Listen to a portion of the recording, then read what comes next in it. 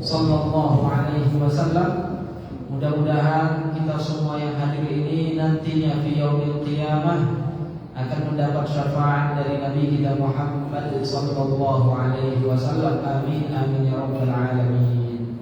Bapak-bapak dan ibu-ibu yang dimuliakan oleh Allah Subhanahu wa taala, kita lanjutkan kembali kajian kita dalam kitab Safinatun Najah. Kitab yang dikarang oleh Al-Imam Asy-Syaikh Salim bin Abdullah ibn Ismail Al-Hadrami rahimahullahu ta'ala rahmatan wasi'ah. Semoga Allah ta'ala merahmati beliau dengan rahmatnya yang luas. Sebelum kita mulai, mari kita ikhlaskan kembali niat kita. Kita hadir di majelis ilmu, kita duduk di tempat yang penuh dengan barokah ini. Kita niatkan lillahi ta'ala, semata-mata kita cari adalah ridha Allah Subhanahu wa ta'ala. Kita sudah membahas pada pertemuan yang lalu terkait dengan syarat-syarat untuk menjamak dan mengqashar salat. Jamak salat ada jamak takdim dan ada jamak takhir. Kita sudah sebutkan syarat-syarat sahnya untuk menjamak salat. Begitu juga kita sudah jelaskan terkait dengan syarat-syarat sahnya untuk mengqashar salat. Setelah membahas itu semua, al-muallif pengarang kitab ini melanjutkan kajiannya dengan mengatakan faslun, fasal syurutul jumu'ati sittah. Nah, sekarang menjelaskan tentang syarat-syarat sahnya Jumat, yaitu sholat Jumat. Dimulai dari syarat-syarat sahnya sholat Jumat. Beliau mengatakan syurutul jumu'ati, syarat sahnya sholat Jumat itu sittatun, ada 6 syaratnya. Yang pertama, antakuna kulluha fi waqtiz zuhri, bahwa sholat Jumat itu kulluha, semuanya, keseluruhannya. Sholat Jumat 2 rakaat berarti dua-duanya, rakaat pertama dan rakaat kedua, fi waqtiz zuhri, dilakukan di waktu zuhur. Jadi tidak sah kalau misalnya rakaat pertama di waktu zuhur, rakaat kedua sudah masuk asar.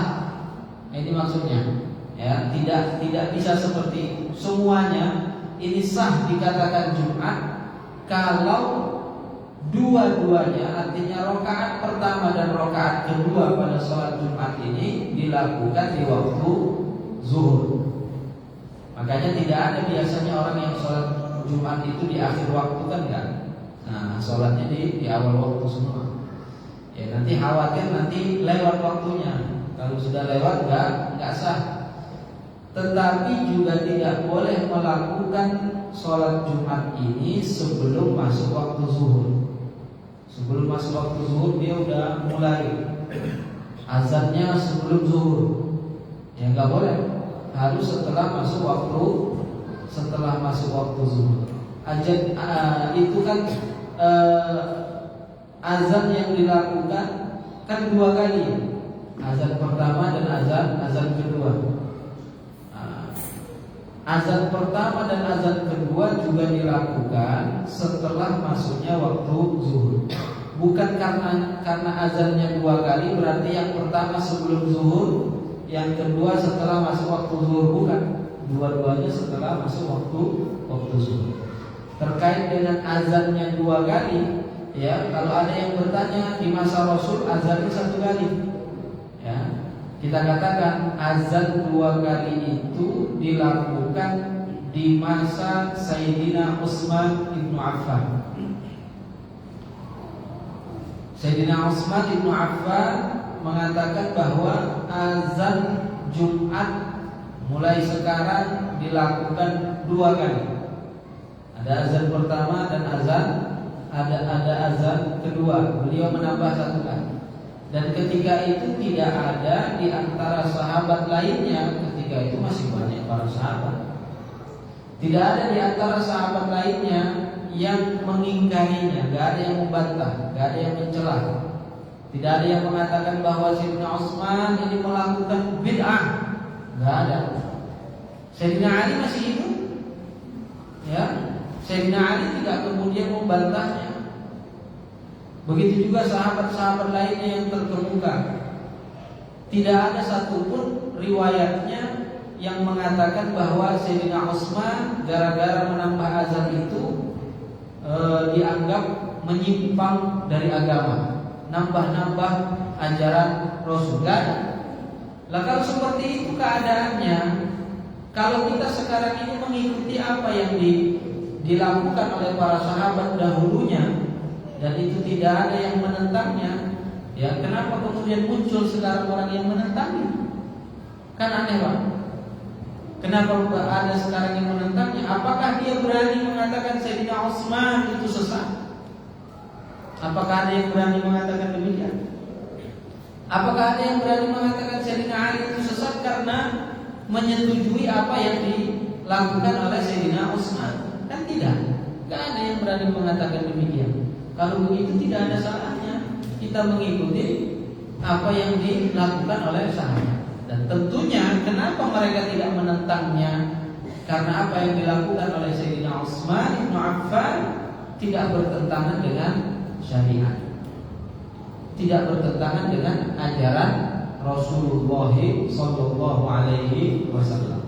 Jadi tidak kemudian semua yang tidak ada di masa Rasul kemudian jadi sesat. Enggak begitu pengambilan hukumnya. Rasul tak pernah melakukannya, mana hadisnya? Berarti sesat? Enggak, bukan begitu pengambilan hukum. Ya, banyak di masa sahabat ataupun bahkan di masa tabi'in setelah sahabat, perbuatan-perbuatan yang dilakukan tidak ada di masa Rasulullah sallallahu alaihi wasallam. Penulisan Al-Quran itu tidak di masa Rasul, artinya pembukuannya, penulisannya di masa Rasul tetapi tidak dikumpulkan. Kemudian penulisan Al-Quran dengan titik dan harokat itu tidak di masa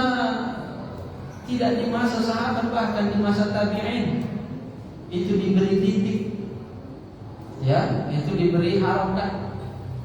Tidak di masa Rasul, tidak di masa sahabat, itu di masa siapa? Di masa tabi'in. Berarti kita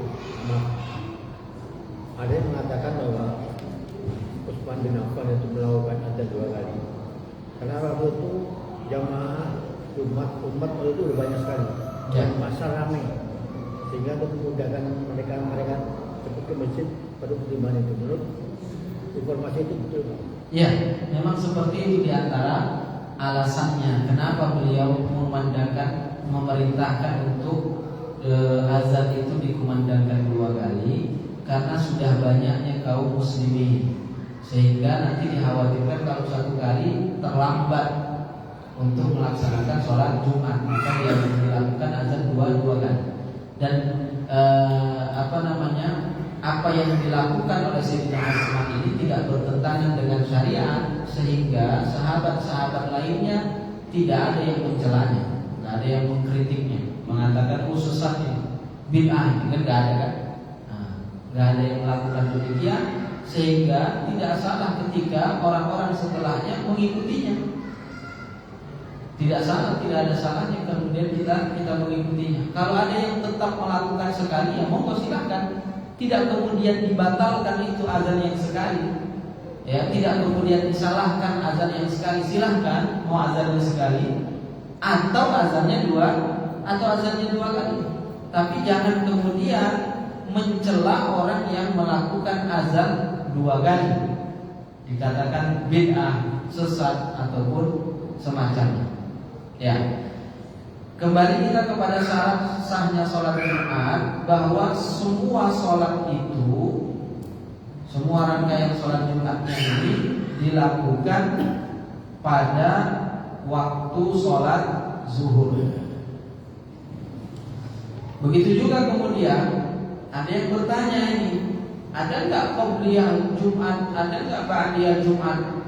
Ya, para ulama mengatakan qobliyah Jumat dan ba'diyah Jumat disunahkan, ada.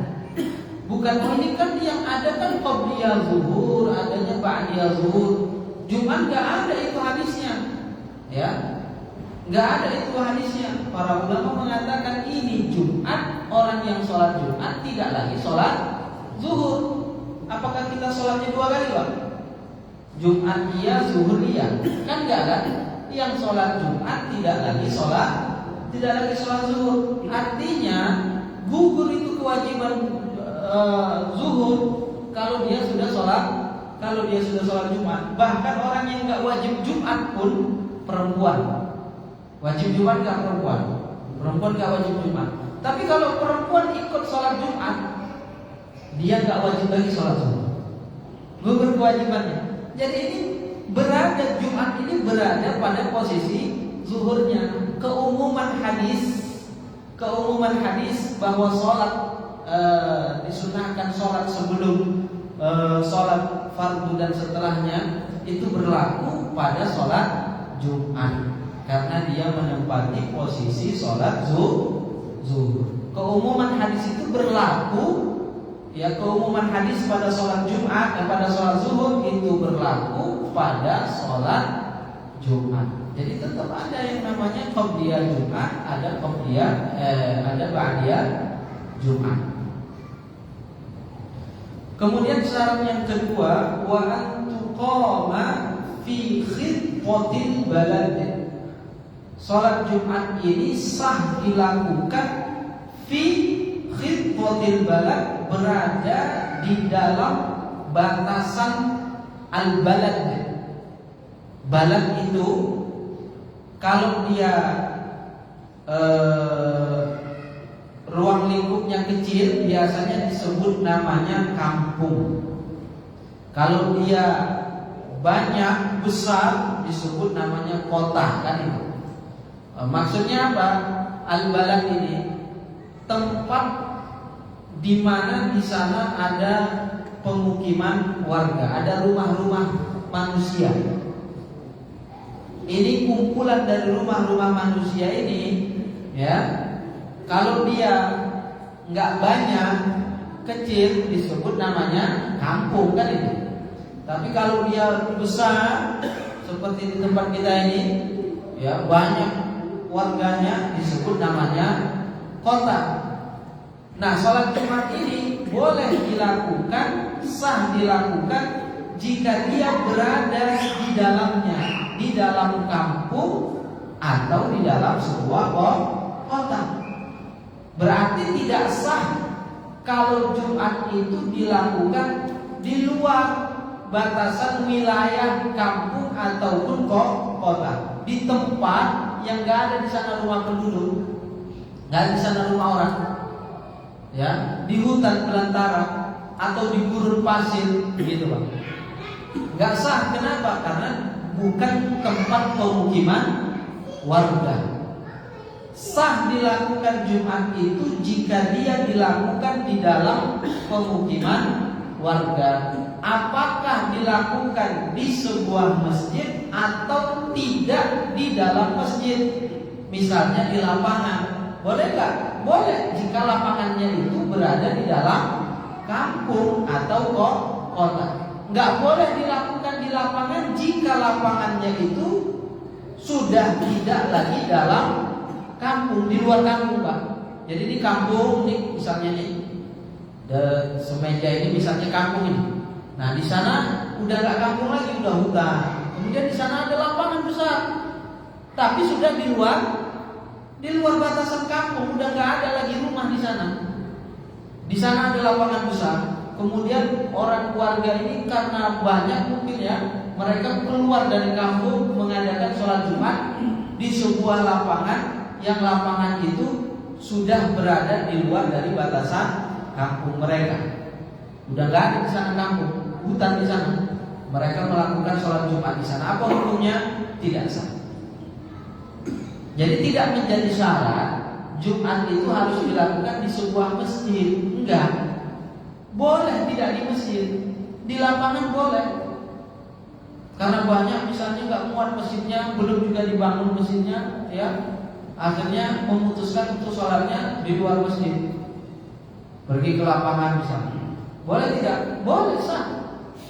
Atau di sebuah gedung, boleh nggak? Boleh, sah. Jadi tidak menjadi syarat harus di dalam sebuah masjid. Jelas nih Pak. Misalnya sholat Jumat di Monas, sah nggak? Sholat Jumat di Monas Pak? Ya sah, karena dia berada di dalam kota, bukan di luar kan? Bukan di luar. Jadi sah-sah saja, karena tidak menjadi syarat harus dilakukan di dalam sebuah masjid. Yang penting fi khitbatil balad, berada dalam batasan al-balad, kampung atau kota.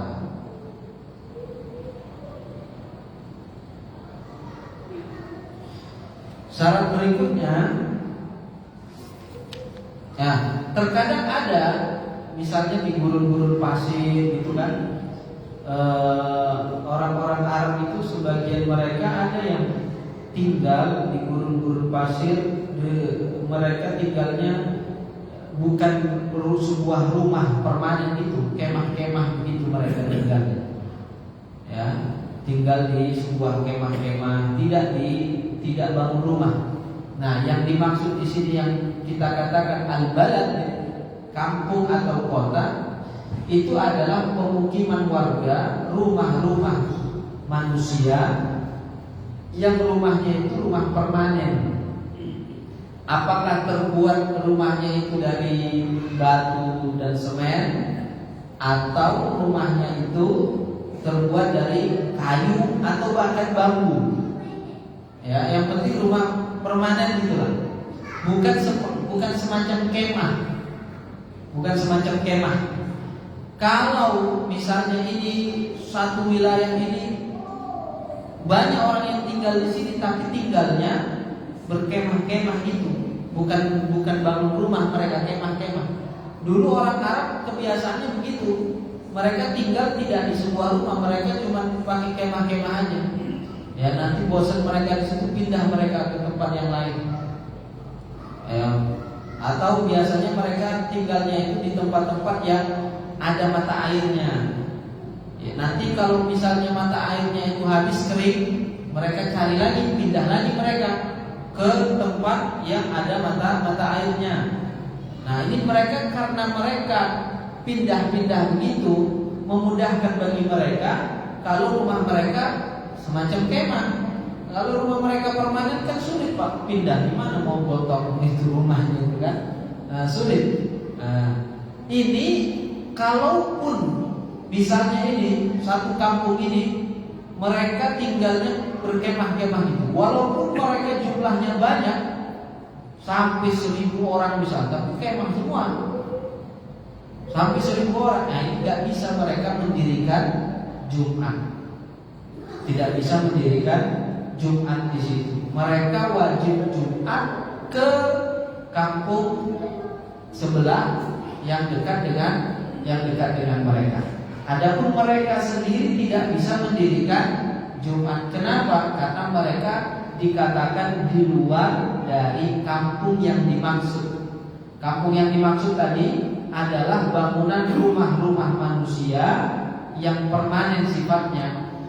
Apakah terbuat dari batu dan semen, atau dia dari bambu atau papan, ya. Ini rumah-rumah yang seperti itu yang dimaksud. Makanya dalam kitab fikih disebutkan mereka yang tinggalnya di kemah, jika mereka mendengar suara azan dari kampung yang dekat dengan mereka, mereka wajib ikut Jumatan ke sana. Tidak bisa mereka mendirikan Jumat di tempat mereka. Kenapa? Mereka disebut namanya Ahlul Khiyam. Ahlul Khiyam, penduduk kemah, orang-orang yang tinggalnya di kemah. Masih ada juga yang begitu Pak sekarang ini juga, cuman tidak seperti dulu lagi lah banyaknya. Tetapi masih ada juga yang tinggal di kemah semacam itu. Kemudian yang keberapa sekarang? Yang ketiga, wa antusalla jama'atan. Salat Jumat ini dilakukan secara berjamaah. sholat Jumat ini dilakukan secara berjamaah. Tidak bisa sholat Jumat itu dilakukan sendiri-sendiri.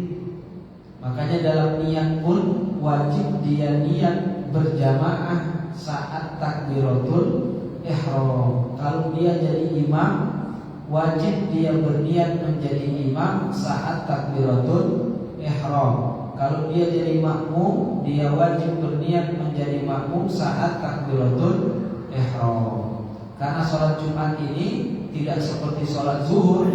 Sholat zuhur bisa dilakukan sendiri-sendiri, tapi Jumat tidak bisa dilakukan sendiri-sendiri. Syarat berikutnya yang keempat, wa ayyakunu arba'in. Jumlah mereka kan tadi kan wajib jamaah. Nah, jamaah itu berapa orang? Ayyakunu arba'in. Mereka itu jumlahnya 40 orang.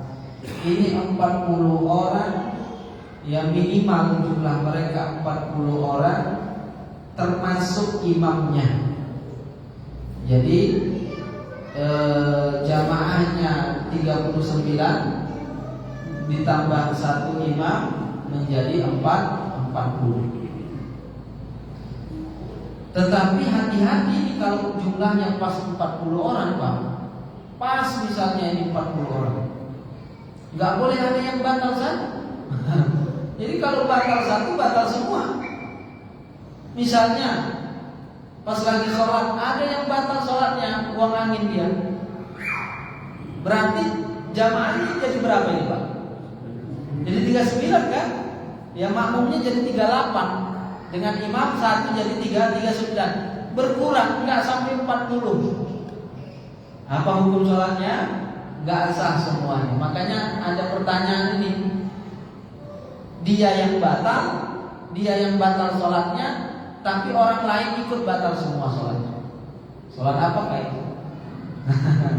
Itu pertanyaannya. Kalau istilahnya dalam fikih itu namanya lubus teka-teki agama ini kan.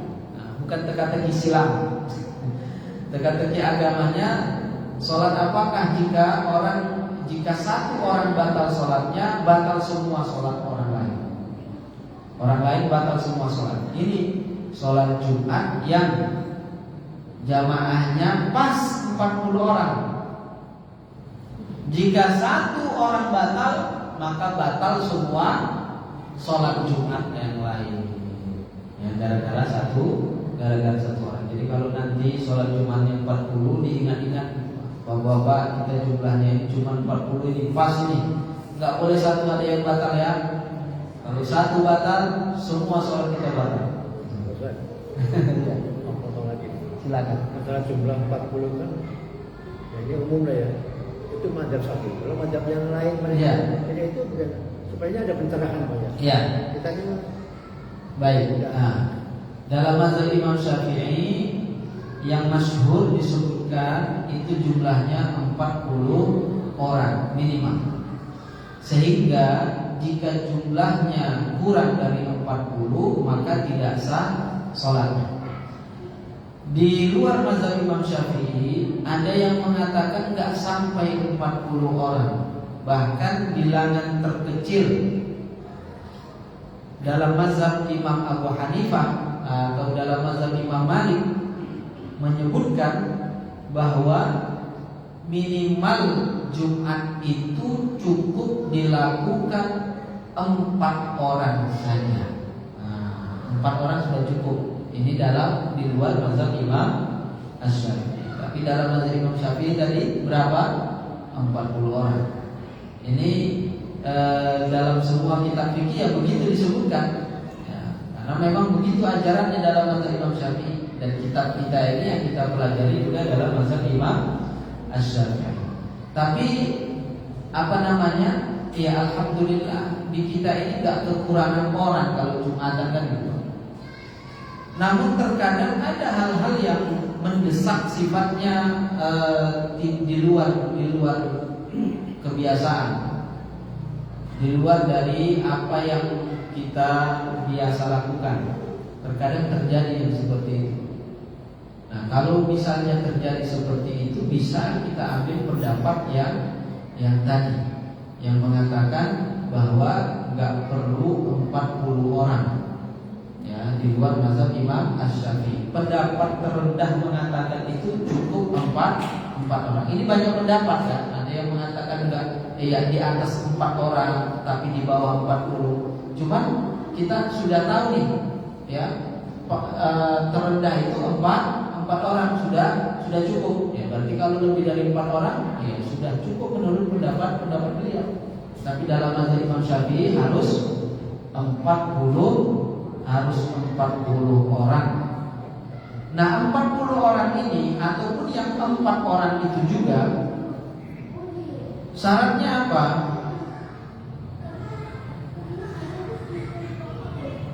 Ya, dalam mazhab Imam Abu Hanifah tadi yang mengatakan 4. Ya, kalau dalam mazhab Imam Malik, beliau ada pendapat dalam mazhab Imam Malik minimal 20. Ada pendapat lagi dalam mazhab beliau 30, minimal 30.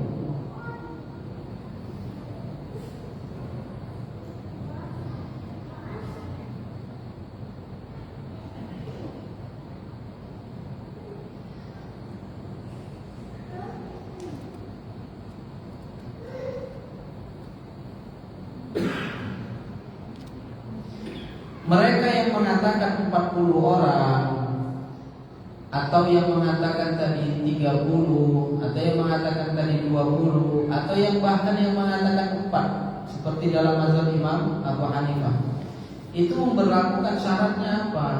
Ya, syaratnya yang 40 orang atau kurang dari 40 orang itu ahraran, zukuran, balighin, mustawfinin.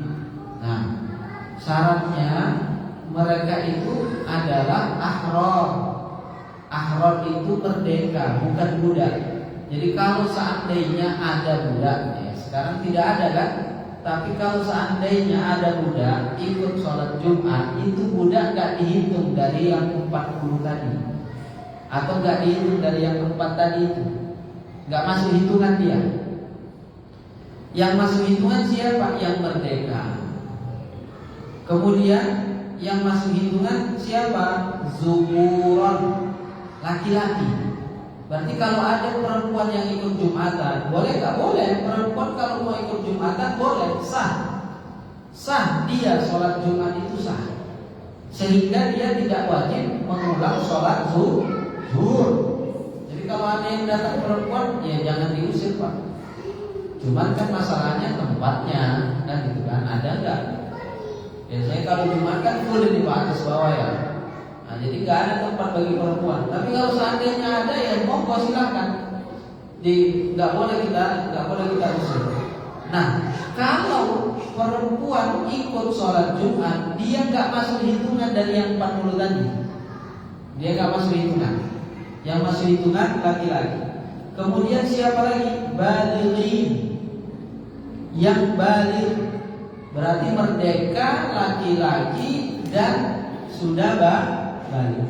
Berarti anak-anak yang belum balik tidak masuk hitungan, nggak masuk hitungan dari yang 40 tadi. Kemudian syaratnya lagi apa? Mustawtin. Nah, harus orang yang mustawtin. Ini yang masuk hitungan.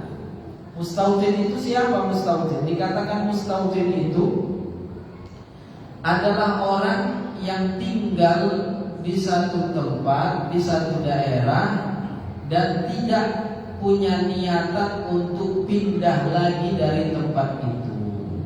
Misalnya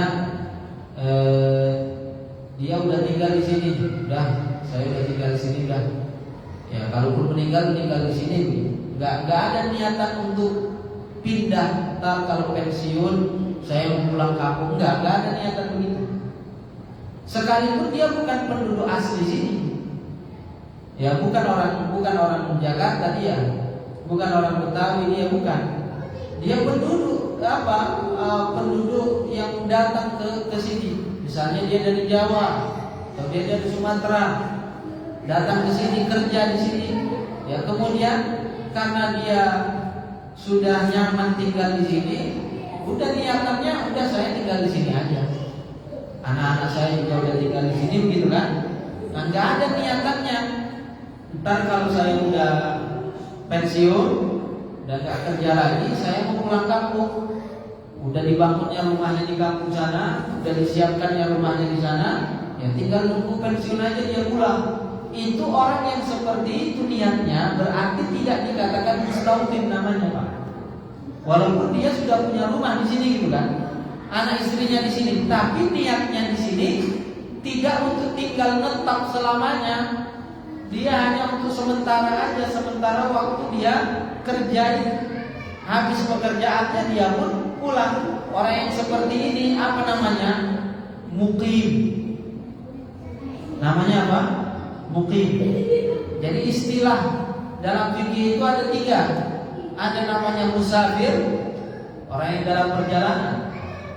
Selain musafir ada 2. Yang pertama mukim, yang kedua mustautin. Mukim ini bukan musafir lagi. Dia udah tinggal di situ, cuma tinggalnya sementara. Apakah sementaranya itu dalam waktu dekat atau dalam jangka panjang? Sementara misalnya 10 tahun, sementara misalnya 20 tahun. Ya, dia punya kontrak kerja 30 tahun, ya sementara itu dia tinggal di situ. Nanti selesai kontraknya dia pun pindah. Dia nggak tinggal di situ lagi. Dia pulang ke kampungnya atau pindah ke tempat yang lain. Ini orang yang seperti ini apa namanya? Mukim. Tapi kalau dia udah tinggal di situ, udah niatannya udahlah saya tinggal di sini aja terus, udah nggak pindah-pindah lagi. Meninggal juga saya meninggal di sini. Walaupun nanti misalnya dia punya wasiat, kalau saya meninggal nanti saya kuburkan di kampung misalnya, gitu kan. Dia sudah tidak punya niatan untuk pindah dari rumah itu.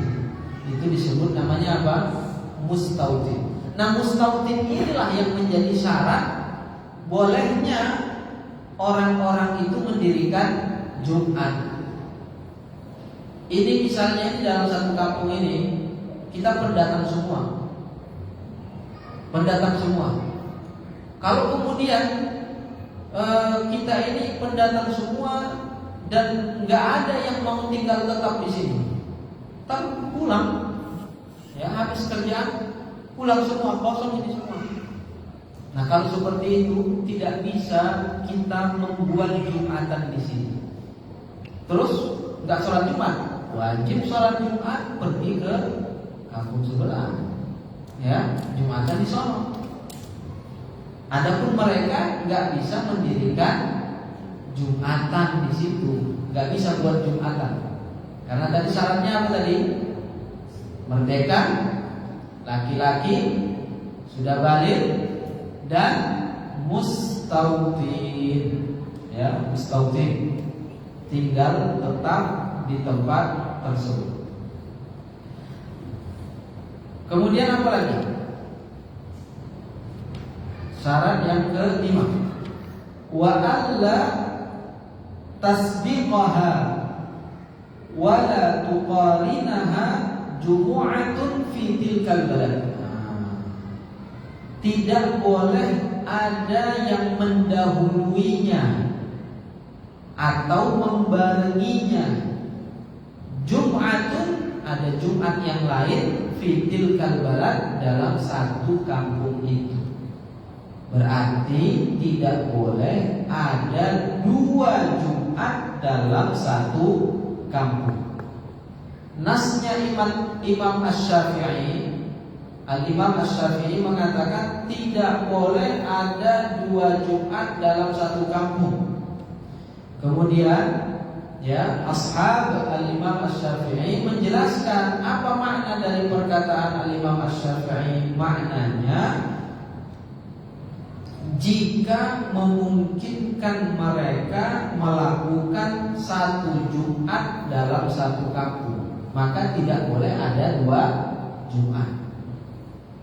Kalau tidak memungkinkan, nggak muat tempatnya, nggak memungkinkan mereka untuk melakukan di satu tempat, maka boleh melakukan lebih dari itu. Bisa melakukan di 2 tempat. Jadi ada 2 Jumatan nih satu kampung. Ya, kenapa 2 Jumatan? Karena tidak memungkinkan dilakukan di satu tempat. Atau 2 nggak bisa, ya harus dilakukan di 3 tempat. Ya, boleh berarti sesuai dengan kebutuhan, sesuai dengan hajat.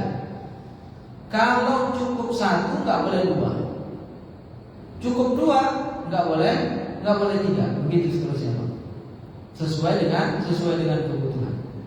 Jadi lihatlah kampungnya, banyak orangnya nggak besar nggak itu kampung, banyak nggak penduduknya, cukup nggak dilakukan di satu tempat. Kalau cukup ya nggak boleh buat 2. Ini bukan artinya nggak boleh kita bangun masjid banyak di satu kampung. Nah ini kadang orang pemahamannya kalau udah bangun masjid berarti harus diadakan Jumat. Enggak, masjid silahkan kalau mau bangun masjid, ya nggak ada larangan bangun masjid.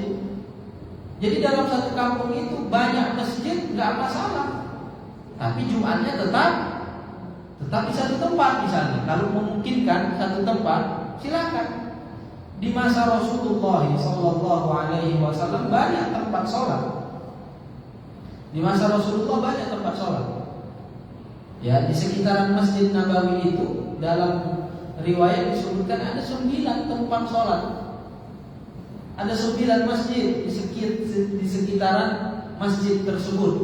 Tetapi mereka ketika Jumat melakukannya di satu masjid, di masjidnya Masjid Nabawi. Kita aja sekarang bakal ke sana, kan ada masjid di dekat Masjid Nabawi itu kan, ada masjid apa? Ada Masjid Ghamamah. Di sampingnya lagi ada masjid, di samping berdekatan Masjid Ghamamah dengan Masjid Abu Bakar. Di sampingnya lagi ke sana ada Masjid Sayyidina Ali. Nah, kalau masjid itu di Makkah tuh, ya. Kalau di Madinah itu ada Masjid Ghamamah, sampingnya lagi ada Masjid Abu Bakar, di sampingnya lagi ada Masjid Sayyidina Ali. Ini dekat sekali dengan Masjid Nabawi. Tapi kalau Jumat kosong, Jumat nggak dilakukan sholat di situ, nggak dilakukan sholat Jumat. Jadi nggak ada larangan kita untuk bangun masjid. Silakan banyak-banyak bangun masjid. Dianjurkan kita membangun masjid. Orang yang bangun masjid maka Allah akan membangunkan istana untuknya di dalam surga. Kan itu janji Allah. Tetapi ya itu bukan kalau bangun masjid harus Jumatan di situ. Enggak. Kadang ada ini protes itu kan, nggak boleh bangun masjid, udah ada masjid. Kan gitu kan? Mungkin kalau di sini kebanyakannya kalau nggak dipakai Jumatan itu disebutnya musola. Nah, sebenarnya ya nggak masalah. Di sini ada musola juga. Nggak masalah itu. Penamaan masjid, musola, orang kita kan kalau nggak dibuat Jumatan, dibuat musola. Makanya kemudian nggak boleh dibangun masjid, udah ada masjid nggak boleh bangun masjid. Silakan bangun masjid, ya silakan bangun masjid. Cuman ya nanti kita sepakati ini bangun masjid saya, tapi Jumatannya tetap di satu tempat. Nah, kenapa? Karena tidak sah ada 2 Jumatan dalam satu kampung jika memungkinkan mereka untuk berkumpul di satu tempat. Kemudian yang terakhir wa ayyataqaddamaha khutbatan, didahului oleh 2 khutbah. Jadi Jumat ini khutbah dulu baru sholat. Beda dengan sholat Aid. Kalau Aid sholat dulu baru khutbah. Ada yang ditanyakan? Silakan. Ini pengalaman saya pernah lihat. Iya. Di sholat Jumat di Aziadah. Dia punya prinsip ini. Jadi kalau yang mendului Jumatan, dia habis sholat Jumat, sholat Zuhur. Itu gimana cara perkiraan? Iya. Jadi ada namanya mereka orang ini karena daerah kita ini banyak sekali masjid. Terkadang kita nggak tahu ini masjid ini dibuat Jumatan di sini apakah lil hajah karena kebutuhan tadi nggak muat di satu masjid atau enggak. Kadang terjadi juga Pak, dulunya masjidnya satu cukup, tapi kemudian dibangun lagi masjid dan mereka sholat Jumat di sana. Padahal jamaahnya itu aja kan. Nah, ini kan terjadi terkadang begitu ya, terkadang terjadi begitu. Ini karena banyaknya masjid kita nggak bisa mengontrol juga kan, nggak bisa kita melarang nggak boleh Jumatan, nggak ada kuasa kita di situ. Akhirnya kemudian karena kita khawatir ini, apakah sholat Jumat kita ini sah atau tidak sah karena banyaknya orang-orang yang mendirikan Jumatan, maka kemudian mereka melakukan sholat zuhur setelah sholat Jumat sebagai bentuk apa? Sebagai bentuk ihtiyat, kehati-hatian, khawatir kalau Jumatannya tidak sah, maka ditambal dengan zuhurnya. Ini boleh kayak seperti ini boleh? Yang seperti ini boleh, ya. Maka dianjurkan ketika kita ragu akan hal itu. Nah, ini daerah saya ini masjidnya dekat ini, Jumatan juga ini kan gitu kan. Nah, gimana nih? Ya, sebagai bentuk kehati-hatian kita, habis Jumatan kita sholat zuhur. Itu namanya ihtiyatun. Sholat Jumat ihtiyat. Sholat Jumat kembali, sholat zuhur kembali ihtiyat untuk kehati-hatian. Di sini juga begitu Pak Al-Khair. Ya, ini kan dekat kita Al-Khair. Baru di sana di Az-Ziyadah, ya, tempat lain lagi. Di Buaran Pak. Ya, di Buaran 1. Itu dibuat karena tadinya ada musola di sana. Mereka tadinya semuanya sholat di masjid itu, tapi kemudian belakangan ini musolanya dibuat masjid dan dibuat Jumat. Akhirnya setelah itu mereka habis Jumatan sholat zuhur. Karena khawatir di mana yang sah. Nggak tahu juga mereka mana yang begitu kan. Akhirnya mereka habis Jumatan sholat zuhur kembali. Nah, itulah untuk kehati-hatian, ya, caranya seperti itu. Nah, baik. Ada lagi silakan. Yang biasa ya itu, tapi ada kayak masjid Istiqlal itu biasanya akhir ya, perempuan itu ikut sholat Jumat. Iya. Maksudnya sholat Jumat itu kalau seandainya itu maksudnya lebih afdal ikut sholat Jumat atau sholat zuhur gitu. Jadi perempuan itu tidak wajib sholat Jumat, tetapi diperbolehkan ikut sholat Jumat. Kalau dia sholat Jumat, gugur kewajibannya dari sholat zuhur. Masalah afdalnya mana lebih baik dia sholat zuhur atau dia sholat Jumat, nah ini saya nggak tahu mana afdalnya itu.